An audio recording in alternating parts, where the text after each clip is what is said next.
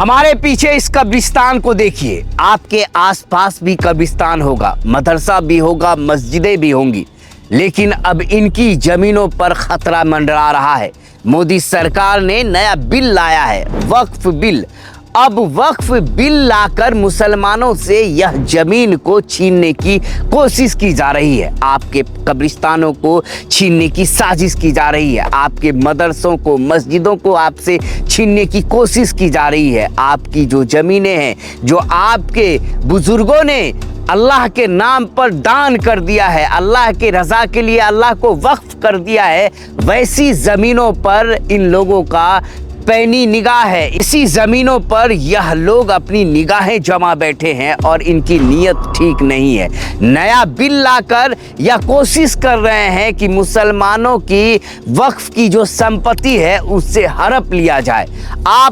अगर आपके घर में आपका बड़ा भाई, आपका छोटा भाई कोई हो, अगर थोड़ा सा जमीन आपसे छीन लेते हैं या गलती से आपकी जमीन में बाउंड्री हो जाता है तो आप मरने मारने को तैयार हो जाते हैं, आप केस मुकदमा झेलने को तैयार हो जाते हैं, आप लड़ाई लड़ते हैं, कोर्ट में मुकदमा लड़ते हैं, पैसे की परवाह नहीं करते हैं। लेकिन यहाँ पर लाखों हजारों हेक्टेयर जमीन का मामला है, यह वक्फ की जमीन का मामला है, यह अल्लाह की मिल्कियत है, यह अल्लाह के नाम पर जो हमारे बड़े बुजुर्ग हैं वो देकर चले गए हैं, जिन्होंने अल्लाह की रजा के लिए अपने जमीनों को अल्लाह के नाम पर कर दिया। वैसी ही संपत्ति वक्फ की संपत्ति कहलाती है और उस पे इस तरह का बिल लाकर मोदी सरकार कोशिश कर रही है कि ऐसे संपत्ति को हड़प लिया जाए। आप जरा सोचिए, आपके यहाँ अगर मैयत हो और आपको उस मैयत की कफन दफन के बाद अगर आपको लाश कब्रिस्तान के बाहर रख दे और आपको बोला जाए कि आप जब तक रसीद नहीं कटाएंगे तो कब्रिस्तान में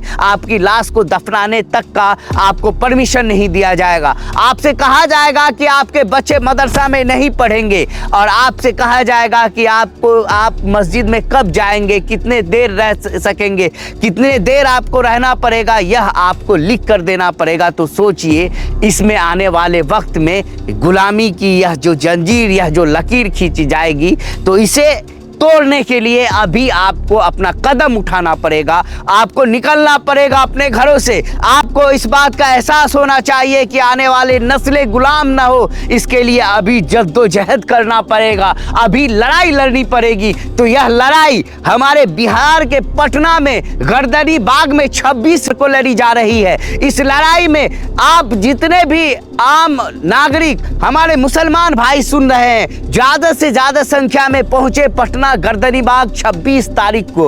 अगर आपका ज़मीर जिंदा है, अगर आप चाहते हैं आपकी जो नस्लें हैं वह गुलाम ना हो, आपके कब्रिस्तानों पर किसी और का कब्जा ना हो, आपकी मस्जिदों पर किसी और का कब्जा ना हो, आपके मदरसों पर किसी और का कब्जा ना हो, तो आपको घरों से निकलना पड़ेगा, अपने माल को खर्च करनी पड़ेगी, अपने जान को खर्च करना पड़ेगा, आपको वक्त देनी पड़ेगी, आपको कारोबार को छोड़ना पड़ेगा। आपके नस्लों की लड़ाई अभी लड़ी जाएगी। हमारे अकाबरीन ने आवाज दे दी है और उन आवाजों पर हमें लब्बैक करना है। और किसी भी हाल में हम सब नौजवानों से गुजारिश करते हैं कि जो भी हमारे इस वीडियो को देख रहे हैं, 26 आपको दिन के 10 बजे से ही यह प्रोटेस्ट चालू किया जाएगा, यह आंदोलन चालू किया जाएगा। 26 गर्दनी बाग में हमारे जितने बड़े बुजुर्ग हैं, उलमाए कराम हैं, सभी ने आह्वान कर दिया है कि बिहार के मुसलमानों जाग जाओ, वक्त है अभी आपके कब्रिस्तानों को बचाने का,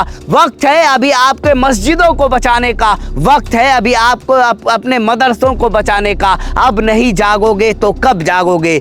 सुबह से शाम हो गई, इतने वक्त बीत गए, कभी आवाजें दी गई राजनीतिक के मुद्दों पर, कभी आवाजें दी गई कानून के मुद्दों पर, लेकिन यह आ रही है, यह अपने कब्रिस्तानों को बचाने के लिए, अपने मिल्कियत को बचाने के लिए, अपने वक्फ की संपत्ति को बचाने के लिए दी जा रही है। मुसलमानों, अभी गैरत जिंदा है तो जाग उठो, नहीं तो आने वाले नस्लों को बेदार होने का वक्त भी नहीं मिलेगा। सभी नस्लें गुलाम हो जाएंगे, कब्रिस्तान कब्रिस्तानों में आपके मुर्दों को दफन नहीं करने दिया जाएगा, मदरसों में आपके बच्चों को पढ़ने तक नहीं दिया जाएगा, मस्जिदों में आप नमाजें तक नहीं पढ़ सकते हैं। तो आओ 26 को हम पटना कूच करते हैं, चलो पटना चलते हैं और 26 को बिहार की धरती से, पटना की धरती से यह दिखा देते हैं कि हम मुसलमान एक हैं। और हमारे अकाबरीन जब आवाज़ देंगे, जब हमारे उलमाए कराम आवाज़ देंगे तो हम रुकने वाले नहीं हैं, हम झुकने वाले नहीं हैं, हम गर्दन कटा लेंगे, सर कटा लेंगे, लेकिन यह जो वक्फ बिल है